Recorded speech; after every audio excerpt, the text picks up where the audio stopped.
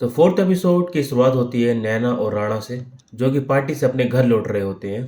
और उनके घर के बाहर ही हम नागा को बैठे हुए देखते हैं, जिसके हाथ में एक तस्वीर थी, क्योंकि उसे ये बात मालूम चल गई थी कि उसको जेल भेजने में उसका बेटे का हाथ है। नागा देखता है कि राणा उसे 15 साल के लिए जेल पहुंचाया, लेकिन उसके दिल में कोई भी गिल्ट नहीं है। इसलिए नागा चाहता है कि राणा उससे माफी मांगे, लेकिन राणा नागा से कहता है कि एक बार वो फिर से जेल जाएगा, उसके बाद पूरा खेल खत्म। लेकिन यहाँ पर नागा राणा से कहता है कि इस बार ये खेल ऐसे खत्म नहीं होने वाला। इस बार भले ही तुम खत्म हो जाओगे, पर ये खेल ऐसे खत्म नहीं होगा। और इतना बोलकर नागा यहाँ से चला जाता है। अब हम नागा को एक थिएटर में देखते हैं, जिसमें फिल्म की स्क्रीनिंग हो रही होती है, जहाँ पर कि आज प्रिंस रेड्डी की फिल्म की स्क्रीनिंग हो रही होती है।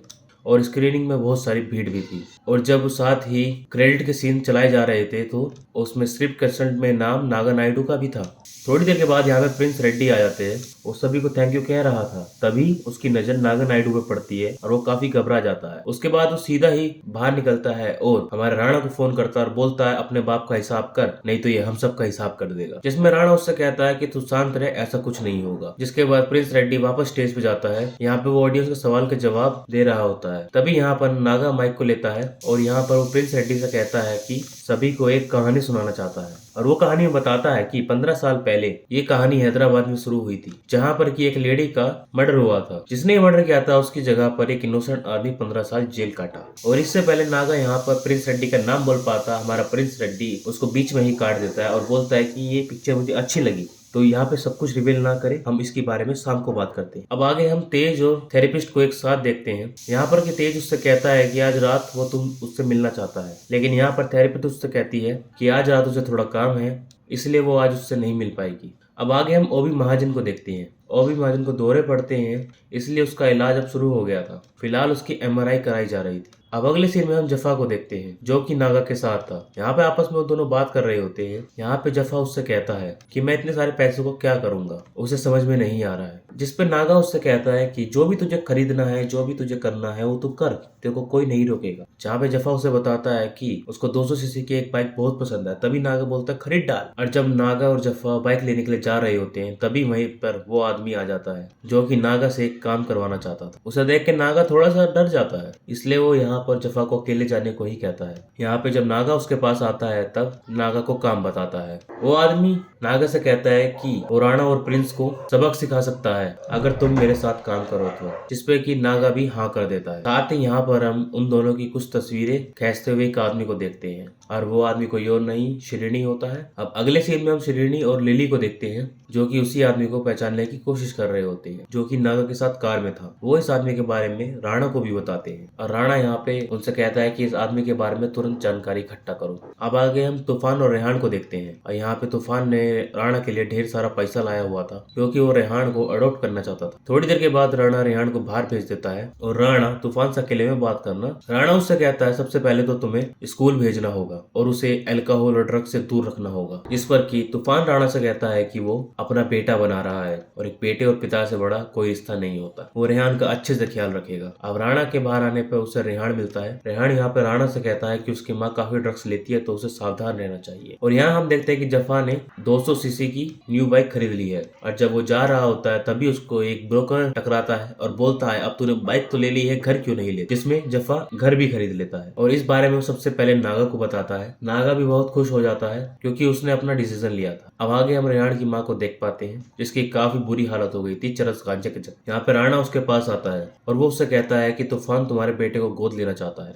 वो उससे कहता है कि तुमने रेहान को बड़ा किया, लेकिन तूफान उसे बड़ा आदमी बनाएगा। वो रेहान की माँ से कहता है अगर तुम इस एग्रीमेंट पर साइन कर दो, तो तुम्हें ढेर सारा पैसा भी मिलेगा और रेहान की लाइफ भी बन जाएगी। यहाँ पे रेहान की माँ का बॉयफ्रेंड भी था। रेहान की माँ यहाँ पे राणा से कहती है कि उसे सोचने का कुछ टाइम चाहिए, और साथ ही उस एग्रीमेंट को भी रख लेती है। अब अगले सीन में हम नागा और प्रिंस रेड्डी को एक साथ देखते हैं, जो कि प्रिंस से मिलने उसके घर पे आया हुआ। यहाँ पे प्रिंस नागा से कहता है तुमने जो स्टोरी मुझे सुनाई थी, तुम उस पर काम करो और उसे पूरी तरीके से कंप्लीट करो, क्योंकि वो स्टोरी पे काम करना चाहता है। अब आगे हम तेज को देखते हैं, जो कि थेरेपिस्ट के पास मैसेज करता है और उससे मिलने को कहता है, लेकिन थेरेपिस्ट यहाँ पे तेज से कहती है कि उसे ढेर सारे काम है, इसलिए वो उससे नहीं मिल सकती। लेकिन यहाँ पे तेज चाह रहा था कि वो उससे नाइट पे मिले, लेकिन वो नहीं आना चाह रही। और जब रात होती है तो तेज अच्छा सा खाना लेकर थेरेपिस्ट के घर जाता है, और वो जब उसके घर के पास पहुंचता है और वो उन्हें जब देखता है तो पूरी तरीके से दंग रह जाता है, क्योंकि उस थेरेपिस्ट के बच्चे भी हैं जो कि कार से कहीं पे जा रहे होते हैं। और ये सब देख के तेज को बहुत बुरा लगता है। अब रात को शेरनी और राणा जब साथ में होते हैं तभी अचानक से राणा के पास एक कॉल आता है और उसे बताया जाता है कि रेहान की माँ की मौत हो चुकी है। ये सुनकर तुरंत ही राणा उस झोपड़ी में पहुंच जाता है जहाँ पर कि रेहान की माँ रहती है, और वो वहाँ पर देखते हैं कि रेहान की माँ की सचमुच ही डेथ हो चुकी है। सबसे पहले वो लोग एग्रीमेंट को ढूंढते हैं और वो उन्हें समझ नहीं आ रहा था कि आखिर रेहान की माँ को किसने मारा। और वो जब यहाँ से जाने लगते हैं तो उनकी नजर पड़ती है रेहान की माँ की बॉयफ्रेंड पे, जो कि इन्हें देखकर भागने लगता है। और वो यहाँ से भागकर अपनी पत्नी के पीछे पहुंच जाता है और वो उससे कहता है कि उसने कुछ नहीं किया, उसने रेहान की माँ को नहीं मारा है। और वो आदमी राणा को बताता है रेहान की माँ एक नंबर की चर्सी थी और ड्रग्स का धंधा करती थी। वो बड़े लोगों से माल लिया करती थी और उन्हें पैसे नहीं लौटा पा रही, तो शायद वही लोग आए और उसने उसकी माँ का गेम बजा डाला। इसके बाद जब राणा अपने घर पर पहुंचता है तो वो अपने ऊपर एक गन को तनी हुई देखता है, और वो गन किसी और की नहीं रेहान की थी। रेहान यहाँ पर राणा को मारना चाहता था क्योंकि उसे ये बात मालूम चल गई थी कि उसकी माँ टपक चुकी है। रेहान यहाँ पे राणा से कहता है कि तुम्हें मालूम था मेरी माँ की क्या कंडीशन है, उसने बताया भी था कि उनकी हालत कैसी रहती है, इसके बावजूद तुम कुछ नहीं कर पाए। और उसे तूफान किसी तरीके से शांत कर लेता है